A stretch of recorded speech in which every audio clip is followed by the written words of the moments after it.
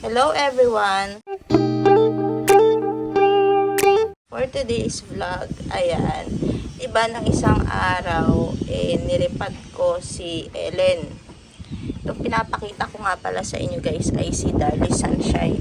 Ako'y tuwan-tuwa dito kasi nagkukulay pink na. Ayan o, nasi-stress na siya o. Actually kahit nga si Mendoza, ayan o. Ayan. Ito din, oh. Nung January ko lang to pinagkakat, pero ngayon, oh. Grabe. Diba? Kukulay na sila. Malapit na ang summer, kaya ganyan na yung mga kulay nila. Lumalabas na yung kanilang ganda. Pati si PD, oh. Ayan. So, babalik ako sa aking sinasabi kanina. Diba ng isang araw is nire-repat ko si Ellen. Bala ko siyang i-reset, i-cut, i-propa.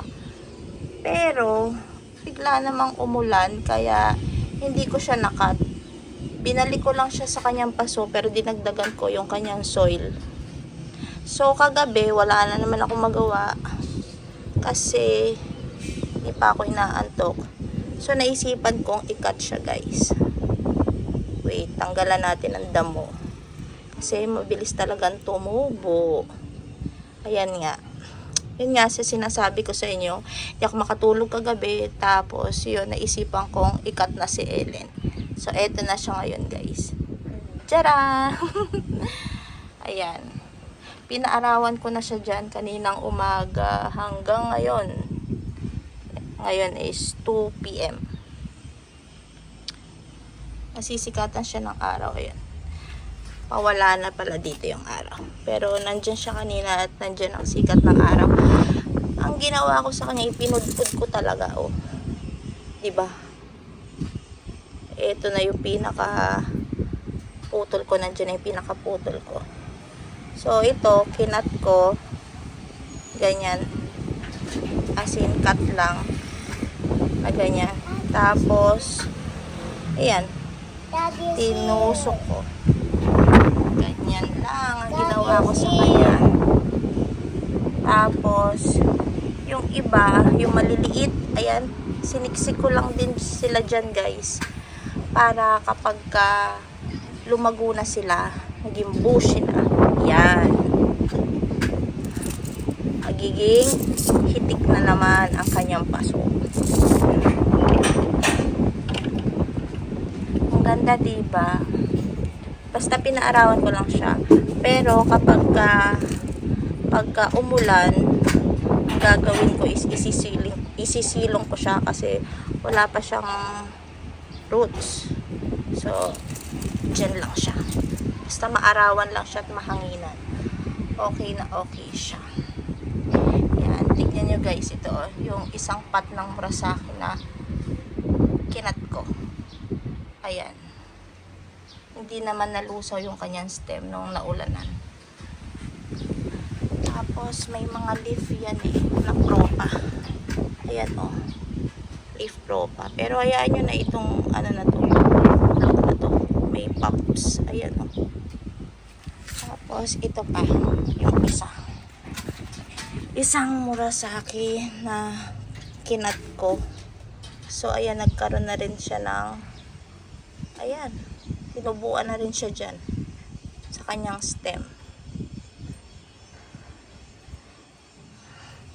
So, isa-isa natin ibabalik ang kanilang ganda. Hinay-hinay lang. Ito kailangan ko na ng palitan ng paso. Ano na yung itsura niya. Duguters na. Tsaka mukhang malutong na to. Madali na masira yung pot.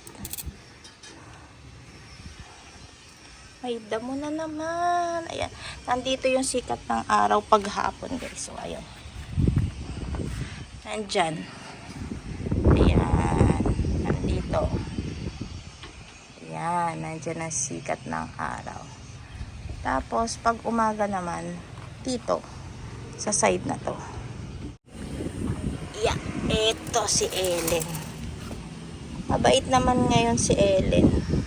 Pag maulan, ang problema ni Ellen is nagkakaroon siya ng mga spots. pag nasobrahan siya sa ulan. Yun ang problema kay Ellen. Pero ako, nagulat nga din ako kasi ini-expect ko masisira to sa ulan, as in malulusaw. Pero isa siya sa nag-survive, pero ganun ang itsura, kaya i-reset ko na. So hintayin ko ang kanyang progress. Natitempt nga ako bumili na naman ng isang Ellen pero pinag-iisipan ko kung kukuha ako o hihintayin ko lang ito. Tsatsagain ko yung aking Ellen na gumanda ulit. So, ang susunod ko namang project guys is yun namang pag-aayos sa kanila dito. Yan. Para maging maayos sila. Diyan. Iniisip ko nga kung magpa-plant rock ba ako or what is. Pero yun. Yun ang aking pinagmumuni-munihan. Magpa-plant rock ba o hindi. Ito. Meron dito. Yan.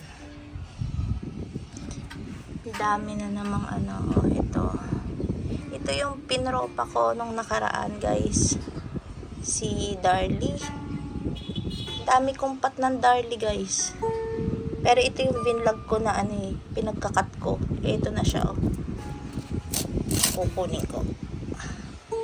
Tignan nyo na natatagilid ko na siya. Ibig sabihin, natatagilid ko. Ayan may roots na siya. Ayan guys tignan nyo tong roots niya grabe na diba yung roots ni Darlie Sunshine. Grabe na yung roots niya guys ayan so yun na muna guys ang aking update kay Ellen at sa iba kong napropa. Ayan. So thank you for watching guys and God bless as always. Until next time, bye.